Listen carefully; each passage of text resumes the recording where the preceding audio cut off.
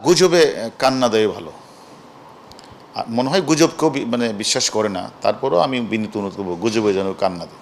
সাম্প্রতিক সময়ে আমরা দেখছি যে ফেসবুকে নানা ধরনের গুজব ছড়ানো হচ্ছে, এমনকি আপনাকে নিয়ে অনেক ধরনের গুজব ছড়ানো হচ্ছে। এই বিষয়ে আপনি যদি একটু বলতেন। না, সামাজিক যোগাযোগ মাধ্যমে অনেক আগে থেকে অনেক গুজব চলছে।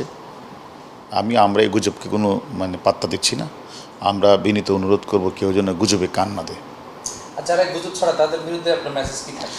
মনে করি যে যারা গুজবটা ছড়াচ্ছে ফেসবুকে বা বিভিন্ন জায়গাগুলিতে, যদি তাদের বিরুদ্ধে কেউ যদি আইনগত ব্যবস্থা নিতে চায়, তারা থানায় নিতে পারবে।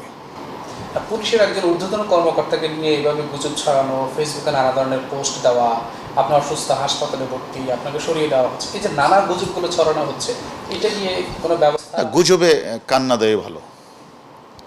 মনে হয় গুজবকেও বিশ্বাস করে না, তারপরেও আমি বিনীত অনুরোধ করবো গুজবে যেন কান না দেয়।